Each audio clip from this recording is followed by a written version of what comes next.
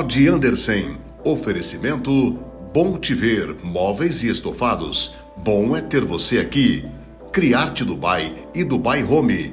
E restaurante e pamonharia O Milhão. Olá, tudo bem? Está começando mais um Pod Andersen. Obrigado pelo carinho, obrigado pela audiência. Hoje o bate-papo é com uma mulher. Eu vou falar com a vereadora Maísa Leão, que já está aqui comigo no estúdio do Pod Andersen. Tudo bom, Maísa? Seja bem-vinda aqui. Andersen. Batemos um papo agradável aqui antes do Pod Andersen começar. O Pod Andersen está no ar. A Maísa aceitou o convite. Não foi fácil trazer a Maísa aqui não, hein, galera? Não foi fácil não. Medo. Mas do quê? Mas conseguimos trazer, né? Que bom. Eu quero agradecer, antes de começar o bate-papo com a Maísa, ela me fez uma homenagem lá na Câmara, muito bacana, né? O título honorífico da Ordem do Mérito Jornalista Político Jorge Bastos Moreno. Título honorífico, Ordem do Mérito Jornalista Político Jorge Bastos Moreno, com base no Decreto Legislativo 080, de 19 de março de 2024, pelos relevantes serviços prestados ao município de Cuiabá, ao manter a população informada dos acontecimentos políticos no cenário cuiabano e nacional, de autoria da vereadora Maísa Leão. Cuiabá, 19 de março de 2024. Eu não tive condições de ir, acabei falhando com a Maísa, mas ela trouxe pra gente aqui hoje este título. E um detalhe, olha que eu pego no pé desses vereadores, hein?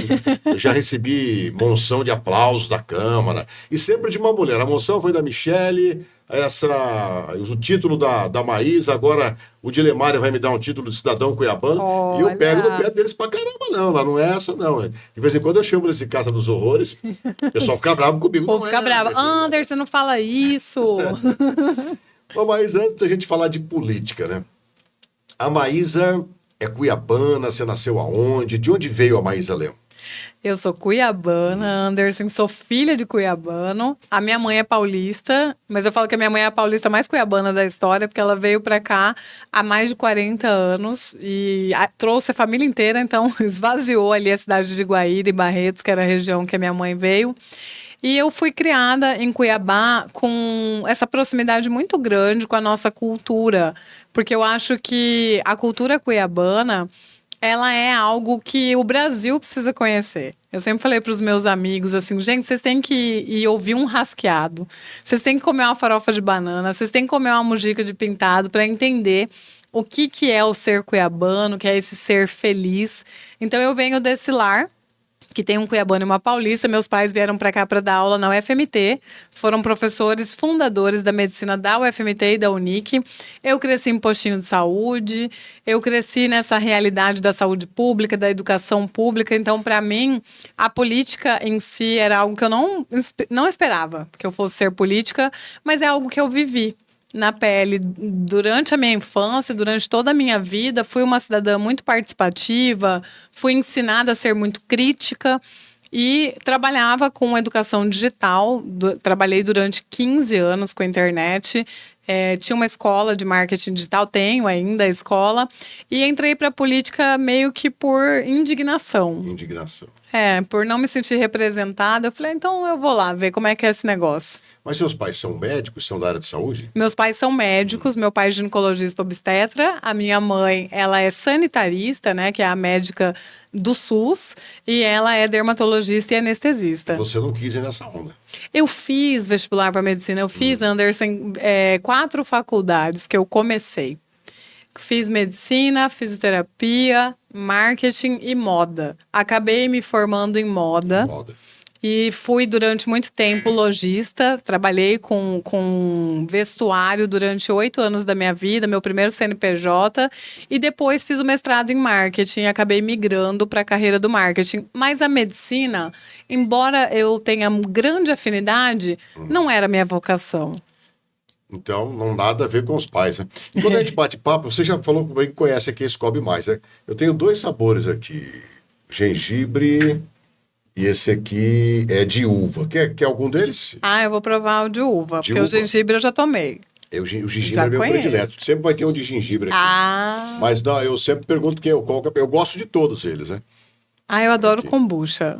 Que bebida maravilhosa, porque substitui o refrigerante, né? É bem melhor, né? É saudável. Ó, eu vou dizer pra você que eu demorei pra conhecer. Eu conheci, falei, rapaz, quase eu não tomo mais refrigerante. Sim. Só A Scob Mais. Obrigado a Scob Mais, né? Obrigada, Scob. Que é uma das patrocinadoras aqui do Pod Anderson. Vamos tomar aqui uma. Muito boa. Todas elas eu gosto. Agora, se você falar, qual que você quer? Eu quero a de gengibre. Sempre de gengibre pro Anderson. É a minha predileta. Ah, bom, já que eu falei da Scob Mais, obrigado a Scob Mais. Alô, Cláudio, pessoal do Suco Pratos aí, obrigado pelo carinho, né? Obrigado por essa parceria. É muito boa. Gente, quem não é Muito boa. acostumado, insiste um pouquinho, porque daí você troca o refrigerante e realmente é muito mais saudável. Até porque ela é bem gaseificada, Sim. vamos dizer assim. Aí você toma, você sente aquele gás assim, mas depois você acostuma. Porque faz um bem para a saúde. Tem uma que é de detox. O Rafa gosta muito de detox. Ele come um pouquinho a mais, de vez em quando. O Rafa é o dono aqui da Full Time, nosso parceiro, né? Ele come demais e aí ele vai na detox. Aí de vez em quando ele fala, acabou minha Scob, Cadê né? minha detox? Cadê minha detox da Scob? Vou aproveitar que a gente está falando de comida. Nós estamos recebendo hoje aqui também essas delícias da Briela Doceria. A vida fica melhor com um docinho. E a Maísa, não sabia, ela disse que é uma formiga. A formiga que gosta de doce, ela disse que adora doce. Sou Então, formigaça. as colherzinhas estão aí. Você fica à vontade se quiser comer. Eu vou se comer. quiser levar também, Eu leva, vou não tem levar, vou problema. comer, não vai deixar Pode pra comer ele. e falar ao mesmo tempo, aqui não tem esse problema. Ó, eles têm lá bolos de pote, bombons no pote e muito mais doces deliciosos. Tem um número de zap aqui, é o 659-8444-2489. 98444-2489. Você pode pedir também pelo iFood. E é da terra, né? Ó, é do Parque Cuiabá. Loja na Avenida 5, número 25, no bairro Parque Cuiabá. E no Instagram é Briela Doceria, Briela com 2 L's.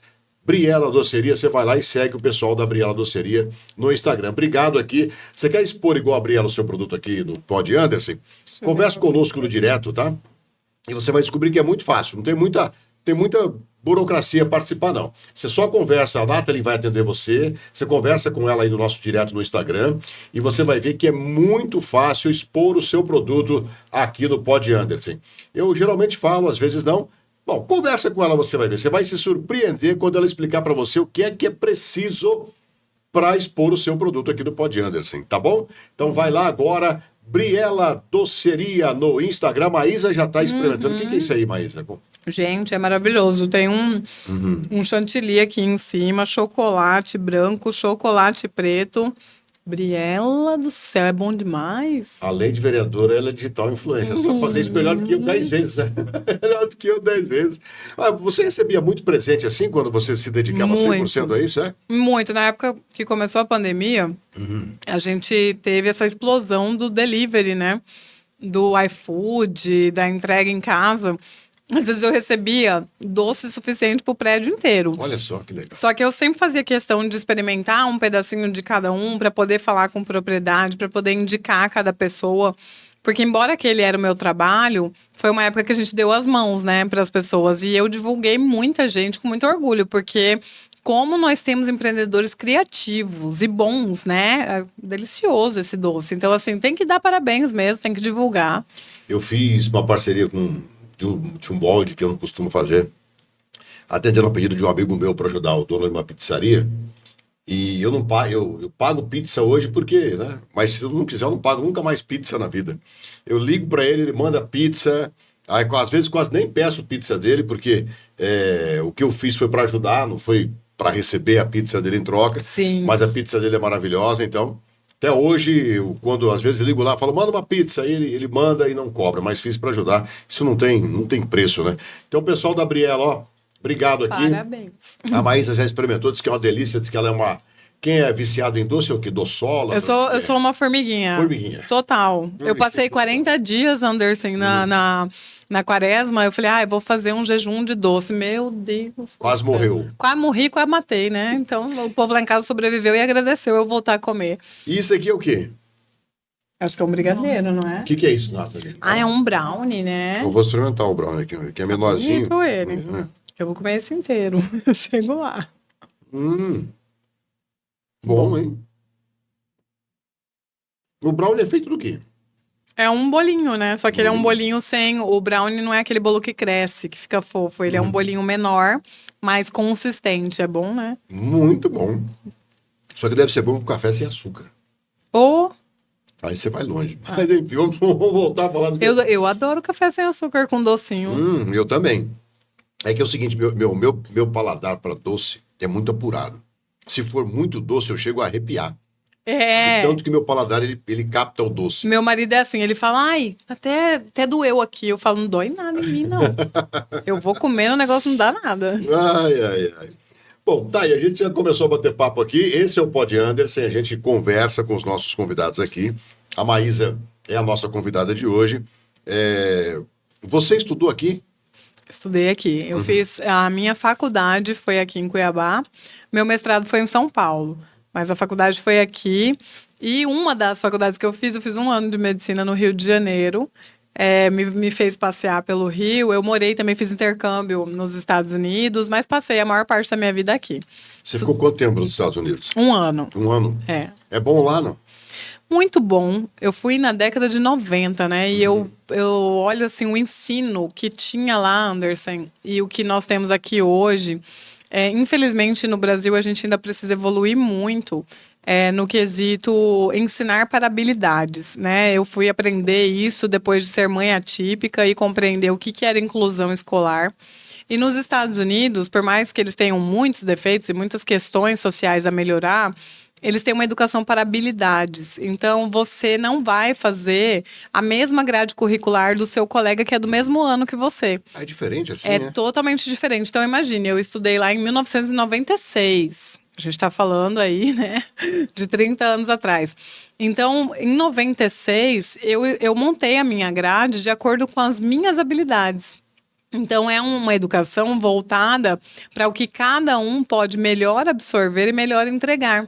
E é por isso que eles têm grandes resultados, né? A gente tem grandes cientistas, inventores, né, criadores de empresas, de negócios dos Estados Unidos, porque eles olham muito isso. A outra coisa que eles olham é a parte artística e a parte esportiva. Eles não desperdiçam um talento por nada. Então, se você é um bom jogador de algum jogo, de alguma área atlética, eles vão investir em você. E se você é um artista, você provavelmente vai ter também aí bolsas e incentivos. Tanto que, se não me falha a memória, se eu não estiver enganado, não sei se é assim ainda, o basquete lá é um esporte amador, né? Sim. Não é profissional. Sim. E os salários dos jogadores são astronômicos. Astronômicos. E começam já desde a faculdade a investir naqueles valores do basquetebol lá, que é o mais forte do mundo, né? Sim. Mas aí você montou um comércio primeiro.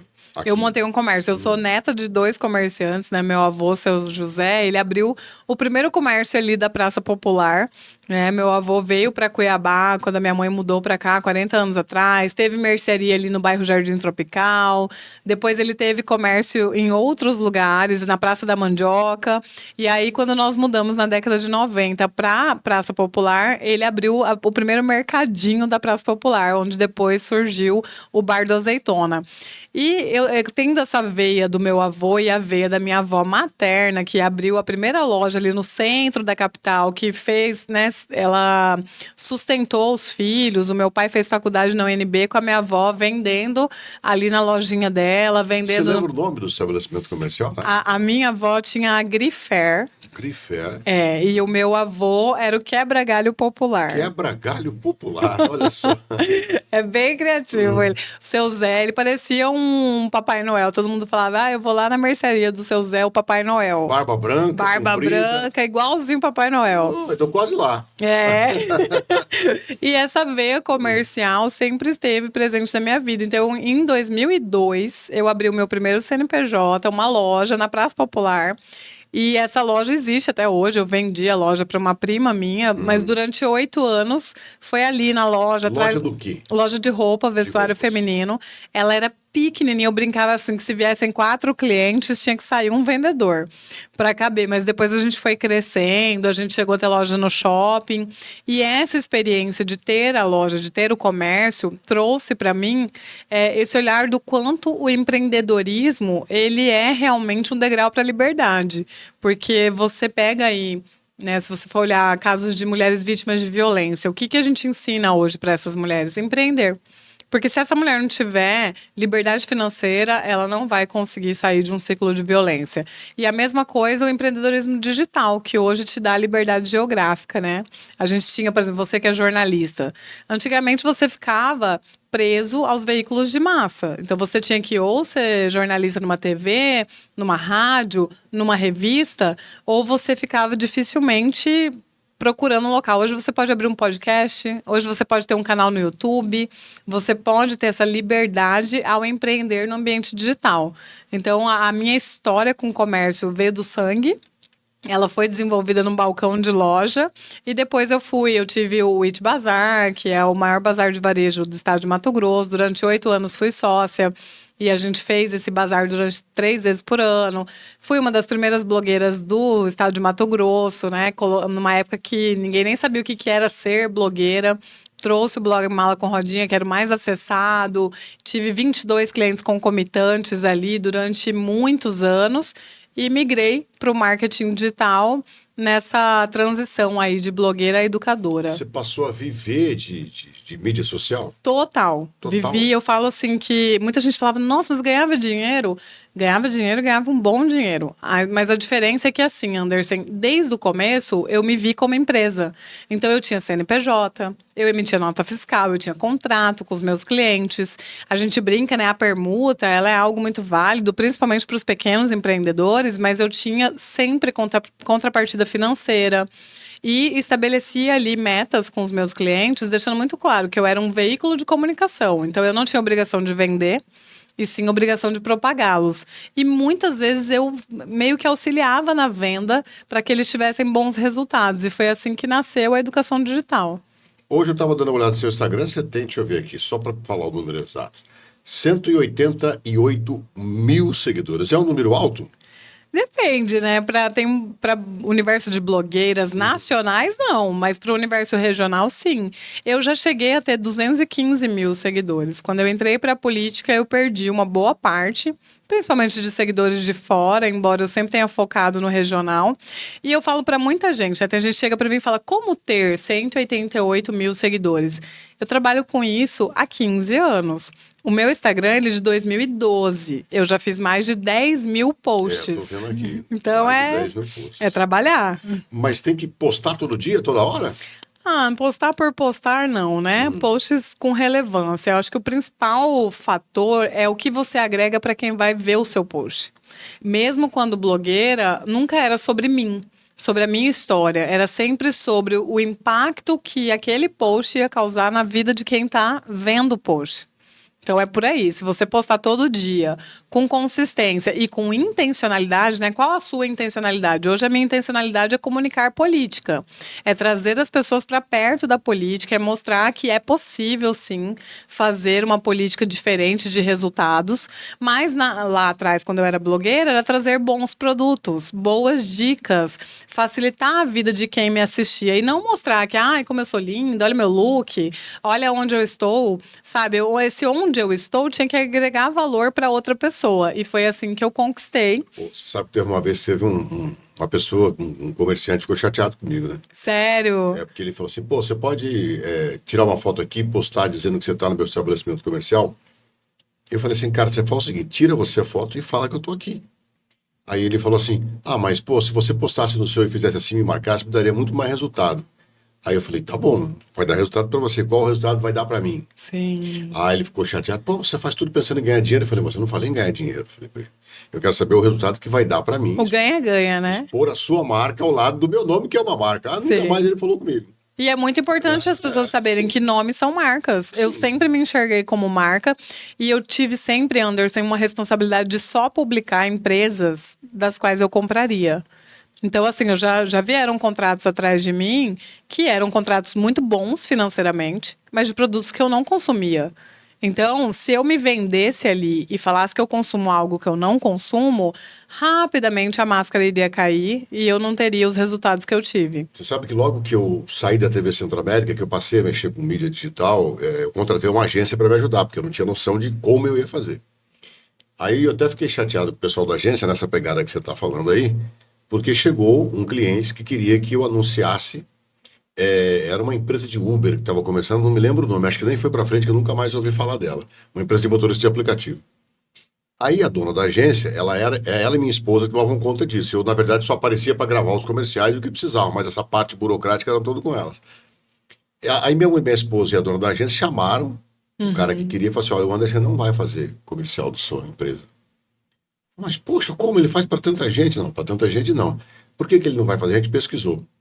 Se ele fizer hoje um post e 100 pessoas chamarem o seu aplicativo, você vai dar conta de atender?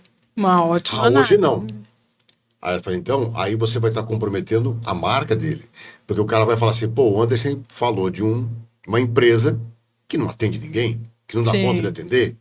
Falei, então vai ser ruim para ele e vai ser ruim para você. Então, quando você crescer, não, mas eu tenho dinheiro para pagar. Esse é outro ponto, né? Não é o dinheiro. Aí eu acho que me lembro, minha esposa falou para ele assim, olha, não é só o dinheiro, nós também precisamos de dinheiro, mas a gente pode perder dinheiro com isso e você vai perder. Porque na hora que ele começar a postar que chama o aplicativo, você não tiver o aplicativo para atender, aí vai dar problema para as duas marcas. Eu não sei se ele não foi para frente ou se ele não acabou, não, o pessoal aí tá certo, porque eu nunca mais ouvi falar deles, né? Mas as pessoas não entendem isso. Bom, Maísa, mas e aí? Você decide deixar essa mídia digital, essa digital influencer, a partir de quando que veio assim, você candidata a vereadora? Olha, foi muito rápido entre o vislumbrar e decidir, porque eu estava em 2019 justamente me dividindo entre Cuiabá e São Paulo por conta do meu mestrado. No auge do mestrado, aquelas coisas, né? Quando você mais está ocupado, mais coisas você faz. Começaram a me enviar um curso chamado Protagonize. E olha, esse curso é sua cara, esse curso é sua cara. E foram pessoas diferentes me marcando pela rede social. E o curso era num final de semana e eu morava em São Paulo de segunda a quinta. Eu falei, eu vou estar em Cuiabá, só que eu vou estar em Cuiabá, eu tenho que ver meus filhos, né? Porque eu ficava a semana inteira em São Paulo, praticamente. E aí eu falei com meu marido, falei, ó, me marcaram nesse curso. Ele falou, se você acha importante, vai. Fui no curso. Cheguei no curso, era um curso sobre posicionamento político, pessoas com marcas fortes, causas fortes, entrando para a política para poder mudar esse cenário que tanto a gente reclama que não nos representa. E ali eu me senti muito tocada de ouvir pessoas que tinham condições financeiras inferiores às minhas e que ganharam a eleição porque eu tinha essa crença limitante. A pessoa tem que ser milionária para entrar para a política, ou ela tem que ter um padrinho milionário, porque só existe campanha milionária. Era uma crença, né, que muitas vezes é repetida por aí. E eu vi o caso, né, de uma vereadora que ganhou uma campanha que ela gastou R$ 961. Falei, bom, com R$ 961 eu consigo fazer uma campanha, né? E aprendi muito ali, me senti muito estimulada. Foi no final do ano de 2019. Fiquei amadurecendo isso, tocou meu coração e em maio de 2020 eu decidi ir para o pleito. Então foi meio que assim, já que não Mas me você teve o convite de alguém, não? Tive o convite do Felipe Velaton, que foi o idealizador desse Protagonize, desse curso. Não conhecia ele. E uma coisa que me fez, Anderson, decidir foi... Ao saber que o Felipe era vereador e eu não conhecia ele, eu falei, esse cara deve ser bandido. Veio esse pensamento, meio que automático, sabe? E depois eu fui pesquisar a vida dele e vi que ele era um cara de oposição, que era um cara que fazia muita fiscalização, que tinha uma história muito bacana, fundou um coletivo, né, chamado o Coletivo Cuiabá, e tinha uma história respeitável. Eu falei, gente, olha a que ponto nós chegamos. Só do fato de saber que alguém é político, a gente já linka com corrupção. Então, isso me incomodou muito. Eu falei, se eu vivo num país onde político é sinônimo de corrupto e eu me indigno com isso, eu preciso fazer alguma coisa. E foi através do convite do Felipe para entrar, na época, na chapa do Cidadania, que eu me candidatei. Você se elegeu como suplente. Eu fui a primeira suplente. E aí eu entrei, né? A gente teve 2 vagas que foram disponibilizadas. Eu entrei na primeira e o Felipe Corrêa entrou na segunda. Mas você imaginava que você assumiria? Eu imaginava. E foi engraçado, porque quando a eleição acabou, que eu fiquei como primeira suplente, eu liguei para os vereadores, né, eleitos na época, que era o Diego, o Pacola e o Rodrigo Arrudissá, e falei, eu quero marcar uma reunião com vocês. Porque nenhum de vocês foi eleito sozinho e eu quero que a gente defina como vai ser o rodízio para os suplentes. E eu, iniciante na política, né? Muita gente falava assim, esse negócio de rodízio é toma lá da cá. E mal sabem as pessoas que o rodízio é salutar, porque se a pessoa não é alguém que construiu a própria cadeira, que não era o caso ali todo mundo dependeu um do voto do outro para chegar onde chegou, é saudável você dar oportunidade para o outro. E eles me receberam e falaram, não, vamos fazer o rodízio. E eu tive a oportunidade de assumir durante 60 dias como... Não te acharam assim, meio nariz empinado? Acharam, mas eu não ligo, não. Eu acho que a gente tem que defender o que a gente acredita, né? Eu sou muito educada, mas eu sou, como dizem por aí, entrona, né? Eu sou briguenta, aguerrida, sou. Eu acho que a gente tem que brigar pelo que é correto. Então, eu acreditava ali que aquilo era algo justo e correto, não só para mim, mas para mim e para os meus colegas. E fui lá pedir. E hoje, no seu caso, por exemplo, tem algum suplente que você pensa em fazer o rodízio? Eu já fiz, né? Já fez? Eu assumi, eu acho que eu tinha 4 meses que eu tinha assumido, eu abri para o Eleus, que seria o terceiro suplente, e hoje ele é o primeiro, né? Porque eu e Felipe estamos lá com vagas definitivas e o Eleus é nosso primeiro suplente. E eu cheguei na casa e já programei a abertura. Liguei para ele, falei, estou programando a abertura. Comuniquei ao Felipe, né? Falei, Felipe, eu sou fruto da suplência, eu não acho justo eu não pensar, e eu já cheguei e já abri. Porque a oportunidade que me foi dada, ela foi valiosa, e eu acho que a gente tem que reconhecer. Né? Se para mim foi valioso, é óbvio que para o Eleus também foi. Tanto é que ele pretende continuar na política porque teve esse gostinho de ser vereador. E você pretende continuar? Pretendo continuar. Como vereadora, como vice-prefeita, Olha, qual que é a pegada? Meu sonho, Anderson, é ir para a reeleição de vereadora. Se eu falar assim, hoje a decisão que eu tomo por mim, pelas causas que eu defendo, é de continuar vereadora. Mas existe, sim, uma ínfima parte aí de possibilidade de eu vir a vice. Eu não posso fechar essa porta simplesmente sem conversar. Mas eu acho que é algo lá para frente, né? É assim, Vice de quem? Do Botelho. O convite foi feito pelo Botelho. A gente colocou ele na pausa, porque hoje esse convite depende de uma conjuntura de fatores que não é só minha e nem só dele. Né? Então, a gente precisa que os grupos se alinhem, em primeiro lugar. E, em segundo lugar, eu tenho as minhas condições. Então, quando chegar nesse momento, olha, os grupos se alinharam, se for o caso. Agora, vamos ouvir as condições dela. Quais são essas condições? Eu não serei jamais uma vice figurativa. Então, eu tenho algumas condições no sentido de, por exemplo, eu tenho um olhar para a educação inclusiva, que é um olhar de um estudo que eu tenho feito de necessidades das pessoas com deficiência que precisa entrar em plano de governo. Eu tenho também condições em termos de equipe, de ter espaço de trabalho. Não quero ser uma vice para ficar tirando foto, dando tchauzinho.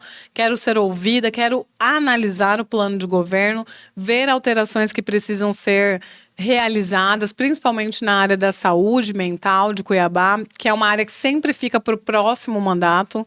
Então, eu tenho essas condições. Se eu for ouvida, se tudo isso entrar em plano de governo e eu sentir que eu realmente vou compor muito mais do que na foto, aí pode ser que aconteça. Você, então, quer dar expediente na prefeitura como vice-prefeita? Com certeza. Quer ter voz ativa, voz quer ajudar a decidir. Exatamente. Você não quer ser uma secretária. Não. Você quer ser vice-prefeita. Eu não quero ser também uma pessoa que vai estar num cantinho lá, útil só quando precisa de uma mulher. Né? Porque a gente tem que parar de achar que mulher tem que cuidar da assistência.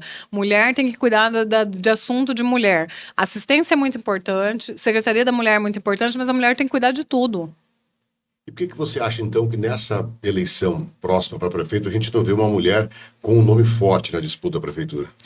A estrutura partidária que nós temos no Brasil. Nós temos um país de 52% de mulheres no eleitorado e 15% de mulheres em cargos de poder. A gente tem pouquíssimos partidos, são exceções, os partidos que são dirigidos por mulheres. Enquanto nós, mulheres, não estivermos nos cargos de direção partidária e não estivermos em cargos de alto valor dentro do legislativo e do executivo, nós estaremos relegadas à cota. Hoje, eu sou uma candidata que é convidada para partidos porque existe uma cota. E com toda a minha capacidade eu falo isso. Eu sei que eu seria persona não grata se não existisse a obrigatoriedade de ter 30% de mulheres dentro de uma cota. Você acha que você não estaria vereadora se não tivesse a cota? Nem eu, nem nenhuma mulher. Porque a verdade é que eu, estando nos bastidores, posso falar isso com propriedade, como são formadas as chapas. Os homens sentam, os homens conversam, pouquíssimas são as mulheres. Agora a gente tem a Gisela, né, como presidente municipal do União Brasil, isso é uma exceção. O que a gente vê? Os presidentes são todos homens, as chapas são todas formadas, e aí eles falam assim, gente, e as mulheres? Vamos sair atrás das mulheres. E aí sai atrás das mulheres por quê? Porque se não tiver mulher... Ainda se fala isso nos bastidores. Para cada mulher que a gente perde 3 homens. Sério? Sim.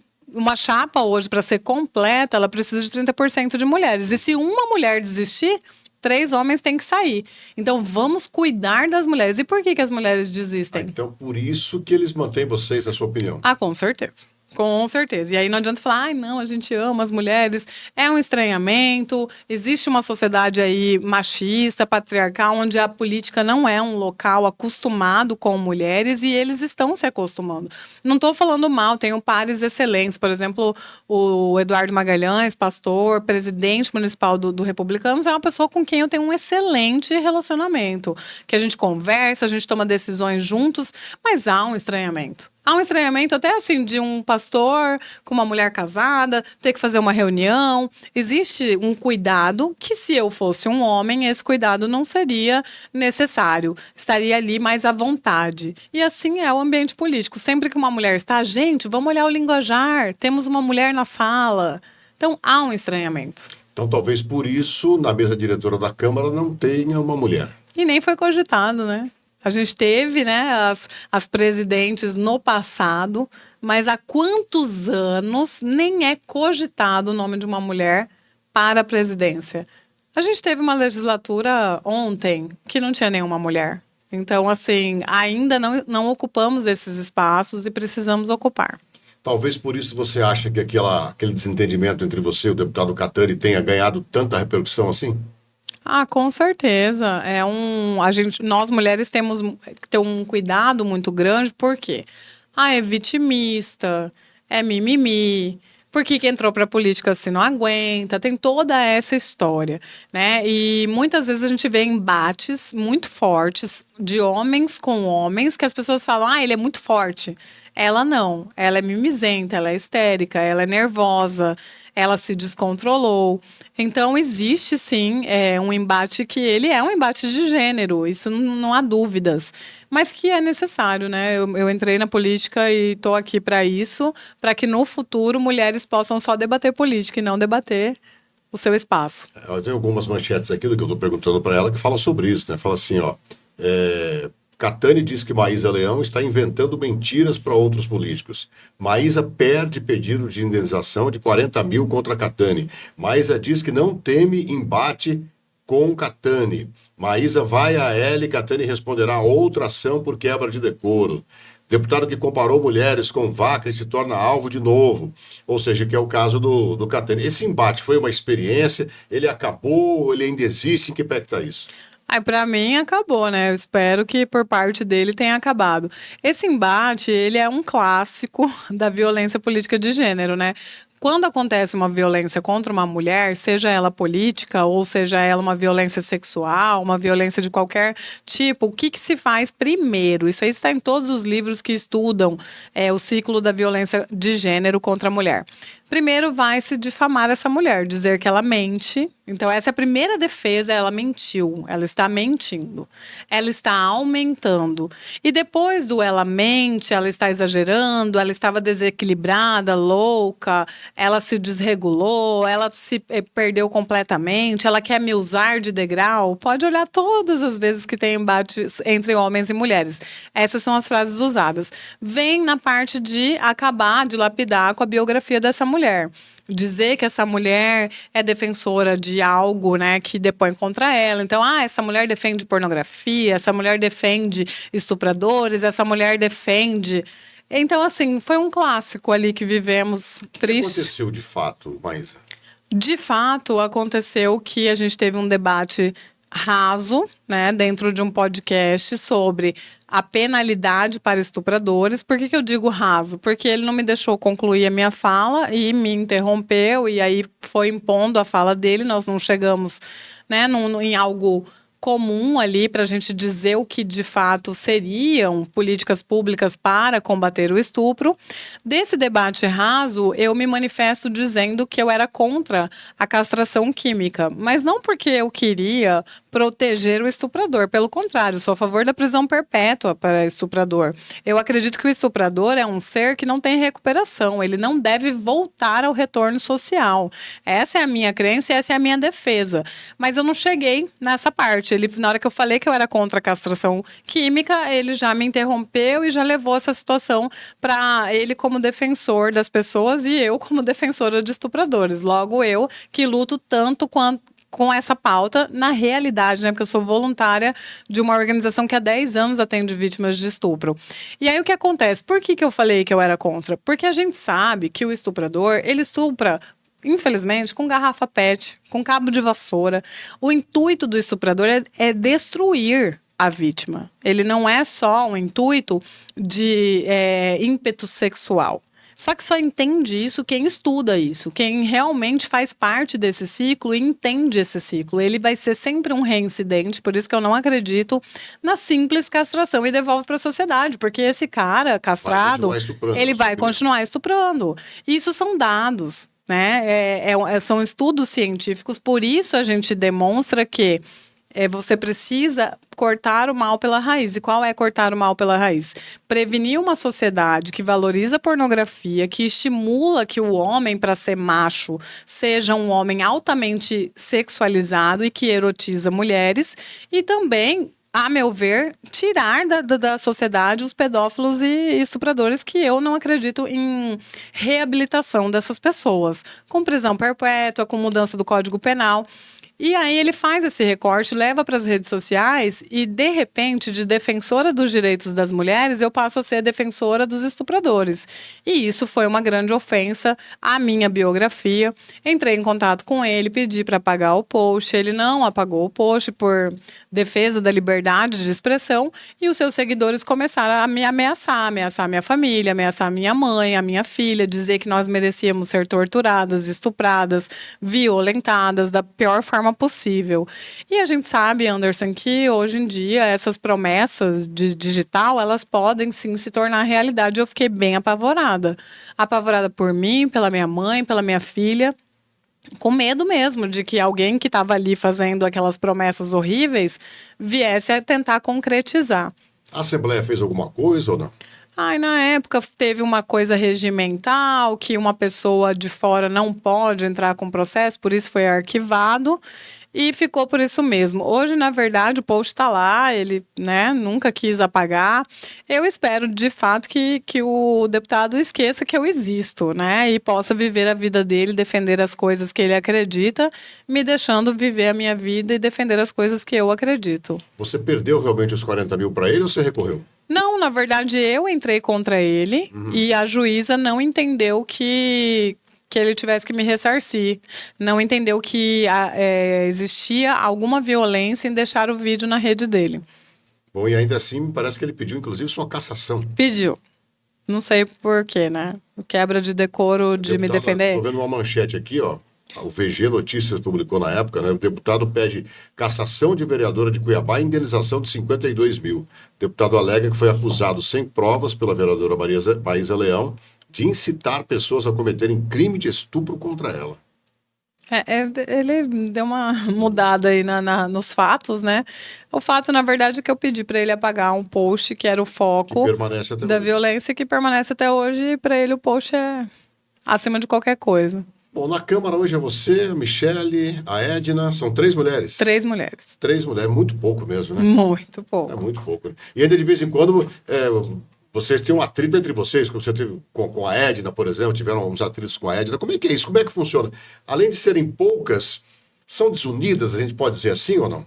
Não, eu não diria que as mulheres são desunidas, até porque eu e o Michele sentamos lado a lado ali na bancada e eu me dava muito bem com a vereadora Edna até ela partir para esse posicionamento de estou sendo atacada, né? A vereadora Edna sofreu um processo de uma comissão processante que julgou a apropriação indébita de VI, fato que foi comprovado nessa comissão e eu votei pela cassação dela, independente dela ser homem ou mulher, né? Eu acho que se existe um regramento sobre a VI, que essa VI de chefe de gabinete deve ser administrada pelo chefe de gabinete, quando é provado que houve uma apropriação, qualquer vereador, fosse eu lá, deveria ser cassado.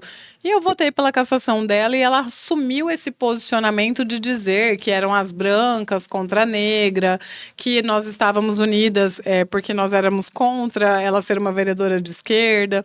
E nada disso reflete ao meu comportamento, ao meu posicionamento, porque eu sempre fui uma defensora da pluralidade. Eu fui criada num lar extremamente plural. Eu tenho na minha família pessoas que são bolsonaristas, pessoas que são petistas, pessoas que são agnósticas de política. E minha mãe sempre me ensinou a conviver com a diversidade com respeito. Então, o ilícito foi comprovado. E a vereadora Edna não aceitou. Então, a gente começou a não se dar bem a partir desse momento. Antes disso, durante muitas vezes a gente conversava, a gente tem pautas em afinidade e, infelizmente, ela caminhou para esse lado de não aceitar que votassem contra ela. Bom, dentro da Câmara, assim, Maísa, entre vocês, vereadores lá, alguém assim com quem você não fala, alguém que não fala com você, existe isso nesse meio também, não? Olha, não precisa me dizer nomes, não, mas existe isso. Hoje não existe isso. Até é uma coisa que eu mudei, Anderson. Eu vejo muita gente nova, assim, que está entrando para a polícia e fala: eu vou entrar lá e vou meter o pé na porta. Quando eu assumi, em 2021, que eu assumi por 60 dias, eu entrei meio, não falo com esse, não falo com aquele, esse aqui é corrupto. E eu percebi uma coisa na prática. Você precisa dialogar. Na política, é prejudicial para suas causas se você tomar um posicionamento de eu só vou falar com aqueles com quem concordo. Porque lá na Câmara, as pautas serão votadas e você vai precisar derrubar vetos, você vai precisar aprovar projetos importantes, você vai precisar dialogar mesmo com quem você discorda. Então, hoje eu tenho um posicionamento de respeito, de educação, sou combativa. Muitas vezes até entro em choque ali com alguns vereadores, já aconteceu isso publicamente. Hoje tem uma dificuldade com o vereador Renivaldo, que voltou para casa assumindo o posicionamento de vice-líder do prefeito, porque muitas vezes ele é muito incisivo nas falas e eu não vou aceitar. Incisivo como, assim? Falando que a gente está falando mentira, eu não aceito. Que a gente está sendo irresponsável, então eu vou lá, uso a tribuna e falo que o médico está 4 meses sem receber. Aí ele vai lá e pede pela liderança e fala que é mentira. Eu não vou aceitar, porque não é mentira, é verdade. Então, assim, aí eu vou no embate, vereador. É verdade, quem está mentindo é o senhor. Aí ele fica nervoso e às vezes as brigas esquentam, mas eu não posso dizer que hoje eu tenho um inimigo. Lá dentro tem várias pessoas que eu não concordo. Tem várias pessoas que eu não concordo com o posicionamento. A gente tem tido um problema muito grande com o horário, né? Muitos vereadores não chegam no horário. Eu postei na minha rede social, falei, tô aqui, ó, esperando. Muitos ficaram bravos comigo, não preciso expor. Mas eu não tô ali para passar a mão na cabeça e nem para guerrear com ninguém. O meu intuito é fiscalizar o prefeito, é fazer boas proposituras, é ser uma vereadora que atende a população. Os atrasos seriam por quê? Ano eleitoral, visita na comunidade, cada um tem a sua razão de ser, mas nós temos a obrigação, aí tem que esperar. Tem, porque você tem que ter quórum. Você tem que ter o quórum mínimo de 9 vereadores para abrir a sessão e você tem que ter ali na hora da ordem do dia pelo menos 15 vereadores. Eu vi uma história, diz que chegavam 9 para dar o quórum, ficar esperando os atrasados chegarem. Isso existiu mesmo ou foi só bastidor? Não, durante muito tempo ficamos nós em 9 lá. A maioria da oposição, né? Tenho que fazer jus aqui ao vereador Sargento Vidal, que sempre está lá no horário para abrir a sessão.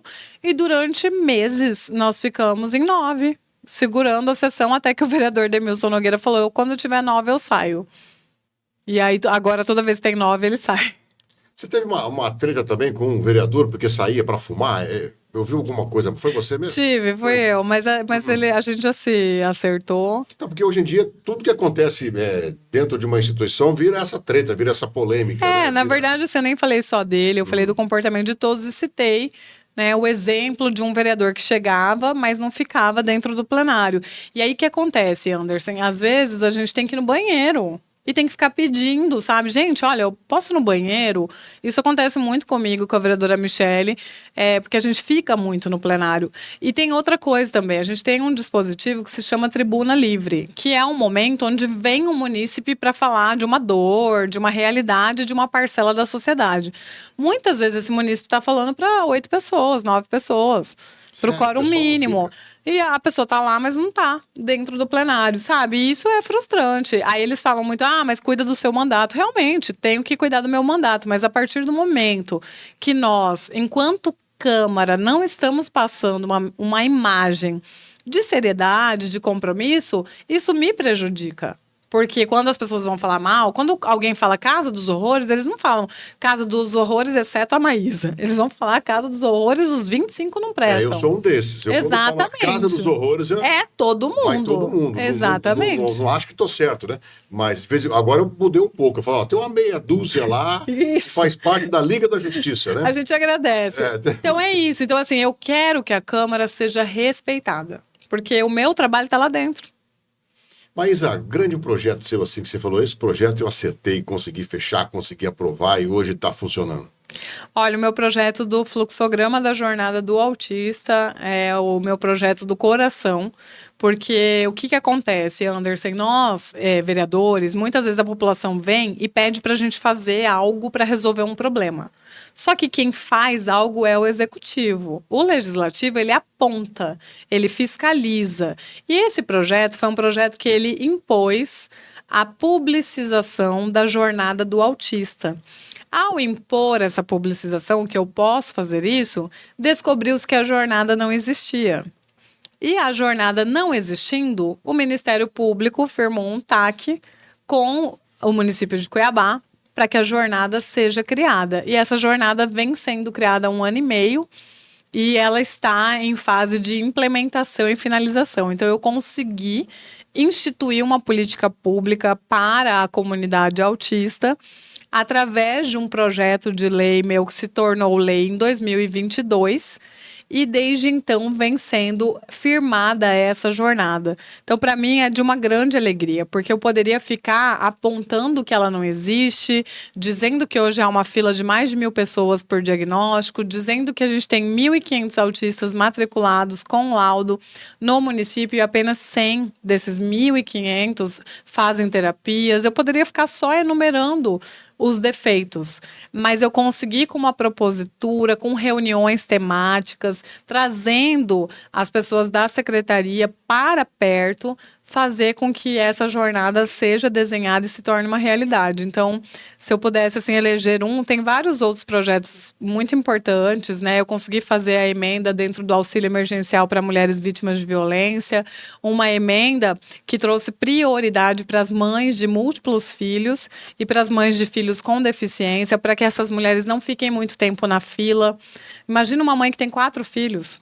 A vulnerabilidade dessa mulher num ciclo de violência é muito maior, porque ela, além de ter os 4 filhos que podem sofrer violência, ela tem que cuidar deles e muitas vezes não consegue se sustentar. Então, assim, a gente tem vários projetos de orgulho, mas eu diria que esses 2 moram no meu coração. Um projeto que você tentou aprovar, que tentou passar, que não deu certo, não conseguiu, que deixou você chateada. Teve, não? Tem um projeto que é o projeto que criava o cadastro profissional das pessoas com deficiência. Qual que era o objetivo desse projeto? Era um projeto que ele instituía que o município de Cuiabá ia disponibilizar através do seu site, da Secretaria de Assistência Social, da Secretaria de Educação e da Secretaria de Gestão e Governo, uma captação do cadastro de pessoas que são pessoas com deficiência e que têm alguma profissão ou estão disponíveis para ocupar algum cargo de trabalho. E assim, a lei de cotas seria cumprida com mais facilidade, porque o que acontece? A gente tem uma lei no Brasil, que é federal, que ela impõe as cotas para pessoas com deficiência no mercado de trabalho. Aí as empresas vão lá e tentam contratar e não conseguem.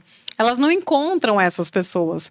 E os municípios não têm um cadastro, né? Vamos falar, Lucas do Rio Verde fez agora um aplicativo que ele tem a geolocalização de todas as pessoas com deficiência. Imagine você saber onde mora e você poder encaminhar para o Cine, para as vagas de trabalho, pessoas com deficiência, perto da onde elas moram, as empresas terem a facilidade de ter acesso, e não passou. Não passou, foi um projeto que veio com rejeição pela CCJ, ele não gerava custos, eu não sei por que foi rejeitado. Eu tentei reverter a rejeição em plenário e não foi aprovado. Deu certo. Se elegendo ou não se elegendo, você vai sentir saudades de Emanuel Pinheiro? Não, jamais. Pode ir para Nárnia, Emanuel, a gente vai agradecer. Essa relação, nesse período de tempo que você teve vereadora com o prefeito, não foi boa? Ele é extremamente educado, assim, né? Eu tive poucas oportunidades de encontrá-lo. Mas o Emanuel é uma figura que precisa ser estudada, né? Porque a cidade está caindo na cabeça dele e ele está sorrindo, ele está elogiando, falando que ele é o melhor prefeito que já existiu. Tem uma autoestima, o rapaz, que é de se admirar. Mas, assim, não tem como admirar Emanuel. O caos da saúde, os buracos da cidade, o abandono, o mato, tudo que Cuiabá perdeu, sabe? Eu olho o centro de Cuiabá, o centro histórico, eu falo, meu Deus, a cidade que eu nasci, irreconhecível. Quantas empresas quebraram? É muito sério, sabe? A gente perdeu vidas. O seu Orlando morreu num buraco. O seu Orlando caiu num buraco, ele só morreu porque aquele buraco estava ali. Então, assim, é muito sério. O que o Emanuel trouxe, né, na época do Covid ali, o que a gente viu de intubações e UTI, gente, eu nunca vou esquecer, no auge do Covid, a gente fazendo uma fiscalização, encontramos 37 leitos trancados dentro de uma sala. Sabe, é surreal, é desumano. Então, quando a gente fala corrupção mata. Não tem como amenizar. Não tem como falar assim, mas tem que perdoar, o cara é gente boa, toma Heineken, canta samba, não dá. Alguma coisa que a gente não falou aqui hoje, que você gostaria de acrescentar, que você quer falar, fique à vontade. Eu quero agradecer o espaço, né? Eu acho que é muito importante o trabalho que você faz. Eu assisto todos os seus podcasts, acho demais. E dizer para a população, né, que a gente precisa se interessar por política. Enquanto a gente ficar tão focado nessa coisa da política federal, de Brasília, todo mundo sabe nome de ministro, todo mundo sabe nome de quem é líder do partido A, do partido B, e a gente não sabe nome dos vereadores da nossa cidade. A vida acontece nas cidades, né? Então, o meu sonho é que a população discuta muito mais sua cidade local do que Brasília. Brasília é importante, escolher presidente é importante, mas a vida acontece nas cidades. Então, se eu puder dizer para as pessoas, olhem para suas câmaras de vereadores, não joguem todo mundo no mesmo balaio, separem joio de trigo, se interessem, venham para a política. A gente precisa mudar a realidade que não nos favorece e que tem prejudicado muito a nossa vida. Bom, para a gente caminhar para o final aqui, você acha que essa eleição agora você é vereadora, antes você não era, você acha que vai ser mais difícil ou mais fácil do que foi a primeira? Olha, eu tendo a ser otimista, Anderson. Na primeira, eu era uma blogueira que se colocou para ser vereadora. Sendo mulher, blogueira, com todo esse estigma do que essa mulher vai fazer lá. Eu lembro até hoje que muita gente falava, vai ensinar tutorial de maquiagem. Então, eu já superei essa fase, né? Hoje, quando falam de mim em matérias, a vereadora Maísa Leão, antes era sempre a influencer, a blogueira. Então, parece que aquele cargo que eu tinha legitimamente conquistado, ele não me pertencia, né? E eu tenho muito orgulho de ter sido blogueira, de ter sido influenciadora, mas era usado de forma depreciativa como se eu estivesse ali meio que invadindo. Então, hoje eu vou para uma eleição que eu sou vereadora, que eu tenho trabalho prestado, que eu tenho mais de 50 projetos de lei apresentados, denúncias muito importantes, a fiscalização do CDMIC, que descobriu os medicamentos vencidos, que culminou no indiciamento de 48 pessoas. Então, tem toda uma história. eu vou para uma eleição onde as pessoas me conhecem. Elas vão me aprovar ou reprovar. Mas pelo menos elas sabem que sou capaz. Ou como vereadora ou como vice-prefeita. Exatamente. Tá certo. Veremos.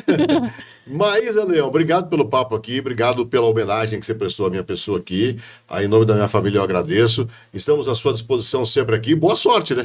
Eu também, você sabe que eu já fiz pergunta, inclusive a Janaína teve aqui, eu falei, por que não tem uma presidente da Assembleia? Exatamente. Por que não tem 2, 3, 4, 5 mulheres numa presidência numa mesa diretora? Por que na Câmara de Cuiabá só tem homens na mesa diretora, se tem 3 mulheres lá? Pelo menos tem 3.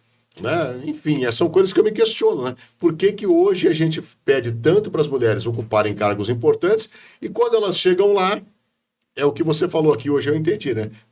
Entendi, pelo que a Maísa falou aqui, só estão lá porque é obrigatório ter a cota, senão talvez isso não existisse. Mas obrigado aqui, estamos à sua disposição sempre. Obrigada, meu Deus querido. abençoe, sucesso aí nas eleições, viu? Amém. E vamos tirar uma foto aqui, nós temos um cumprimento aqui, típico, aqui. assim, Sim. ó. Olha lá, ó. Aê! Obrigado. Sucesso, Deus abençoe. Amém. Gente, obrigado a você que esteve conosco aqui no Pod Anderson. Obrigado ao pessoal da Briela Doceria. A vida fica melhor com um docinho. Obrigado, pessoal da Briela. Sucesso aí. @Briela Doceria no Instagram. Muito obrigado pela audiência. Se inscreva no canal, ative as notificações e compartilhe. E até o nosso próximo Pod Anderson. Beijo, tchau.